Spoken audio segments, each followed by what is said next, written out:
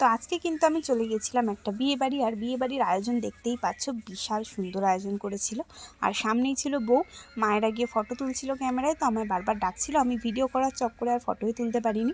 আর আমি এখন চলে যাচ্ছিলাম স্টলের দিকে, মানে বিয়েবাড়ি গিয়ে স্টার্টার্সে খাবো না, এটা কি হয়।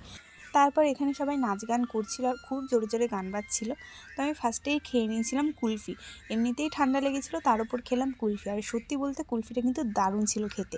এই কুলফির মধ্যে ছোটো ছোটো চকচিপ ছিল, যেটা খেতে হেভি টেস্টি ছিল। তো আমি আমার জন্য একটা নিলাম, আর আমার বাবার জন্য একটা নিয়ে চলে এলাম সাইডে। তো তারপরে মা এখানে ফুচকা খাচ্ছিল, যার জন্য আমি মায়ের পাশে গিয়ে দাঁড়িয়ে পড়লাম। আমার এক হাতে ছিল কুলফি, আর এক হাতে বাটি ধরতে পারছিলাম না, যার জন্য আমি মায়ের থেকেই ফুচকা খাচ্ছিলাম আর কুলফি খাচ্ছিলাম।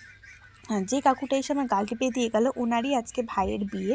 তো বিয়েবাড়ির আয়োজন সত্যি বলছি বিশাল ভালো ছিল, আর খাবার দাবারও খুব টেস্টি ছিল, দেখতেই পাচ্ছ আমার এক্সপ্রেশন। তো এরপরে আমি নিয়ে নিয়েছিলাম হচ্ছে চিকেন পকোড়া। দেখতেই পাচ্ছ বাবার যে বড় বড় চিকেন পকোড়াগুলো ছিল, সেগুলো আমি তুলে তুলে নিয়ে নিচ্ছিলাম। আর বাবা ভাবছিল যে আমি হয়তো ফটো তুলছি, তাই এক নাগারে দাঁড়িয়েছিল। এরপর চলে আসলাম মেন কোর্সে। তো এখানে দিয়ে দিয়েছে পনির পাসিন্দা, আর তারপরে ছিল হচ্ছে চানা মশালা, আর সাথে ছিল হচ্ছে কচুরি না কি বলে আমার ঠিক মনে নেই, যাই হোক। তো আমি এখান থেকে চানা মশালা খাচ্ছিলাম। আমি খুব বেশি কিছু নিইনি, কারণ আমি জানি বেশি খেতে পারবো না। পরে ছিল মাটন আর ফ্রাইড রাইস, আমি সেটার জন্যই ওয়েট করছিলাম। তারপরে দিয়ে দিয়েছিল সাদা ভাত আর ভেজ ডাল, যেটার একটাও আমি নিইনি, কারণ আমি পরে ফ্রাইড রাইস আর মাটন নেব। তো আমি এখানে সরাসরি নিয়ে নিয়েছিলাম কাতলা কালিয়া। আর কাতলা কালিয়াটাও কিন্তু বেশ দারুণ টেস্টি হয়েছিল। আর এখানে দেখতেই পাচ্ছ আমি খেতে বসে মাঝে মধ্যে নাচ করছি, কারণ পাশে ভীষণ জোরে গান বাজছে, মানে এত জোরেই গান বাজছে যে আমরা ক্যাটারারের ছেলেদেরকে ডেকে শোনাতেও পারছি না কিছু, যে আমাদের কি চাই।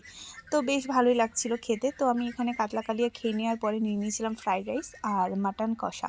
আর এখানে ফ্রাইড রাইস আর মাটন কষাটাও কিন্তু আমি খুবই অল্প পরিমাণে নিয়েছিলাম, কারণ আমি স্টার্টারে খেয়ে ফেলেছিলাম অনেকটা, যার জন্য আমি বেশি খেতে পারছিলাম না, তাই অল্প অল্প করেই নিয়েছি। তো এই দেখো এখানে মাটনটাও কিন্তু বেশ জুসি ছিল, আর মাটনটা কিন্তু খেতে ভীষণ টেস্টি ছিল। তো তারপরে আমি যেহেতু ভিডিও করছিলাম, পাশ থেকে একটা কাকু বলছিল আমি কি ভ্লগ বানাচ্ছি নাকি। তো আমি বললাম যে হ্যাঁ, আমি ভ্লগই বানাচ্ছি।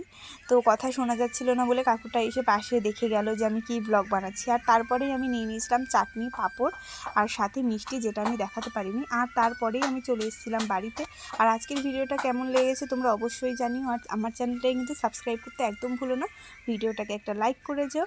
আর নেক্সট ভিডিও আমি কোন টপিকের ওপরে বানাবো অবশ্যই তোমরা কিন্তু কমেন্ট করে দিও। দেখা হচ্ছে নেক্সট ভিডিওতে।